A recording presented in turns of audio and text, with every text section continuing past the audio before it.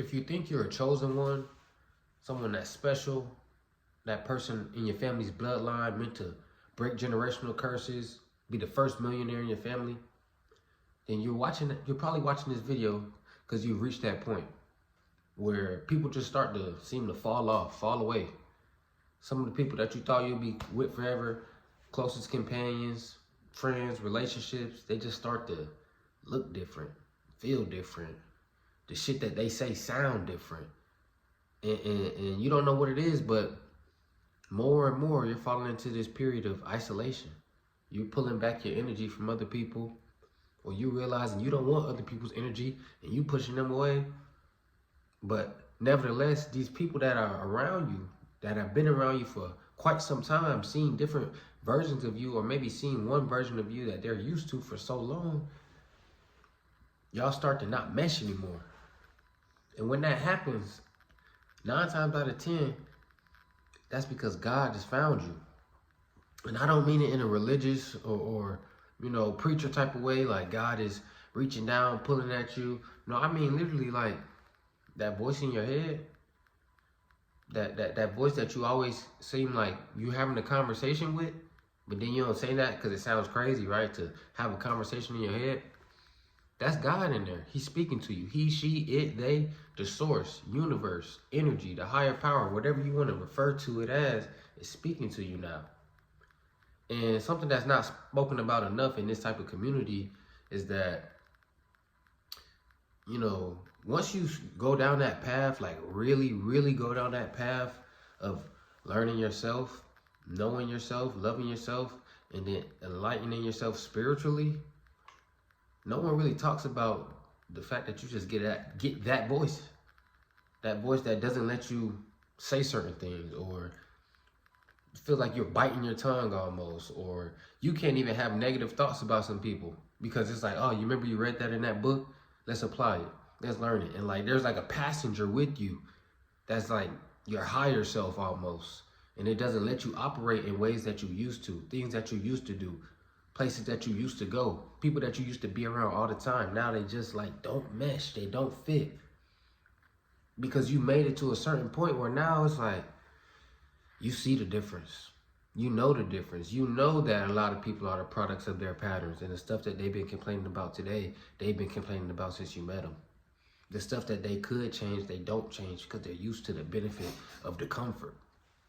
You see the people that you love the most don't take your advice, but the people who seem to just randomly bump into you, or strangers, take your word for like gold and apply the things you say and change their life. You see this, you feel this, and it hurts you because the people that you care about the most are the ones you want to help the most, right? But they don't listen. It's like you can't turn someone else's light on. So now you've come to this point where you're met with this choice. Do I continue to be this new version of myself? The version of me that, I don't really like partying no more. I don't want to drink all the time. I don't want to step out. You know what I'm saying? The version of me that people might call lame or different or say I changed. Or do I put the mask back on?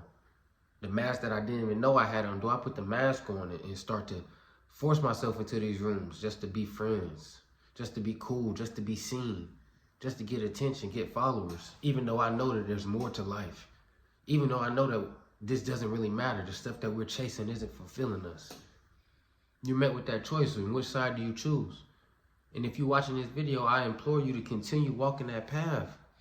The path to righteousness, the path to understanding the essence of life, understanding that you are your frequency.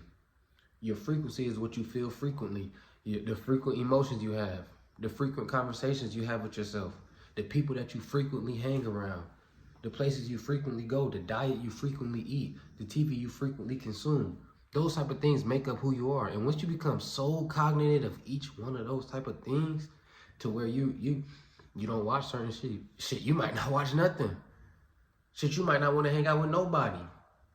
And that's okay. I ask you, I really challenge you to sit down and ask yourself, when's the last time I was really single? Like no hoes, no side chick, no main chick, no sneaky link, no ex that you still talk to, no one that you just kind of mess with, but it's low key. Like, actually like just completely alone, single. And then ask yourself, how long did that period last? Because a lot of us, a lot of us go years and years and years never truly single. Even if you're not in a relationship, you got 1, 2, 3, 4 women you talk to. You know what I'm saying? So like you always got somebody that could be there, could give you some attention, could take up that mental space and occupy that conversation that you could be having with God. When's the last time you were just truly alone? Because God will speak to you most when you are alone. You know what I'm saying? Not to say that that voice isn't always present once you have it, but it'll speak to you most when you're alone. Just these settings where you sit down and meditate. Sit down and talk to yourself. A lot of people can't meditate. A lot of people can't talk to themselves. A lot of people, like, you can't even eat without watching TV. You can't just chill in silence without putting music on. You gotta have something playing because you're scared of these thoughts that you truly have. And if you are a chosen one, if you're someone that's handpicked by God, then you know that the thoughts that you truly have are the ones you need to lean into, because those are the only thoughts that matter. Nobody else really matters, because you can only see them through the lens that you see yourself anyway. So God is telling you to be alone. Fall in love with yourself. Fall in love with what it means to be yourself. Not to have your body, but to be in your body. What does that feel like? Who is that person? Who is that energy? Who are you? What do you stand on? What would you believe even if you woke up tomorrow in a different body? What would your thoughts be? What would your actions be? What would your habits be? Those are the type of things that really make up who you are. And once you realize that, it's a lonely journey, man. Get used to the loneliness. Embrace it. I look forward to my loneliness. If you like me, I work a lot of hours and I look forward to my alone time. But even more so, I look forward to weekends, extend 3-day, 4-day weekends. Like, what are you doing this weekend? Absolutely nothing. Sitting in the house, won't leave the house. Now, of course, I do like to go out and be in nature or be in certain settings and just have fun. But sometimes I just really want to just be alone with my thoughts. Like, I went camping for the first time about 3 weeks ago, and it was life-changing. It's something that I always said I wanted to do. But until I was fully alone, fully single, and fully had the opportunity to tap in with my inner child, I never really made it happen till about 3 weeks ago.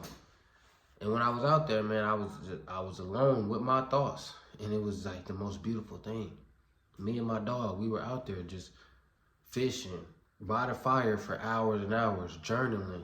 I did listen to some music, but 90% of the time, I'm out there doing absolutely nothing. Like, just me chilling, having peace, communing with nature. And in doing that, I was able to have some major breakthroughs. I was able to really assess what's going on in my life. What do I want to go on in my life? What do I need to change in my life? Who do I want to become? It was just a beautiful weekend. And that's just a microcosm of the power that comes when you spend time alone intentionally. Make intentional time to be alone. Don't run from it and try to fill it with drugs, fill it with music, fill it with TV, fill it with people, fill it with entertainment. Don't try to fill it with anything. Let that time be blank.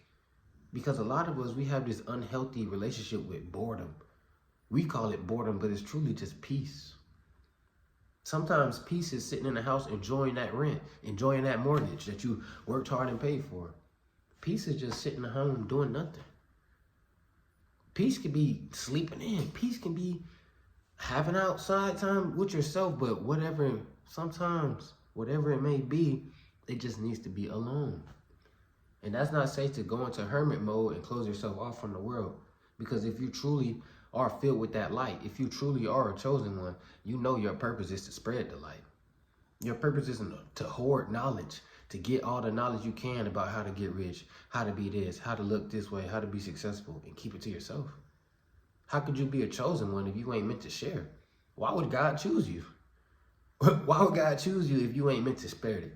So obviously you are meant to spread it, but at the same time, you gotta know the best part of the journey sometimes is the gestation. That part where you're building up, that part where you're just, it's like when you're watching the superhero go through the training journey. When you're watching Batman train in the fucking dungeon to fight Bane and shit. Like, you're watching that journey. You're watching him level up over time. So right now, you're probably in that leveling up phase. And that's okay. I mean, stay in it as long as possible. You want to. You want to stay in it as long as possible, because on the other side of it, it's going to be a lot of people who you got to wake up. It's going to be a lot of things, a lot of journeys. Because I'm telling you right now, being the first millionaire in your family, breaking generational curses, being the first one of your family to undo the limiting beliefs about money and poverty, the limiting beliefs about love, relationships, toxic patterns, toxic cycles, being that cycle breaker, that curse breaker, man, it's hard. So you need to level up. You need to sit in there as long as you can. Take all that knowledge in. Pour into yourself. Because when it's time to show the world, it's going to time to show. It's time to blow. You know what I'm saying? So sit in it, man. So if God is putting you into a period of isolation, don't run from it. Don't question it. In fact, you need to question everything about yourself.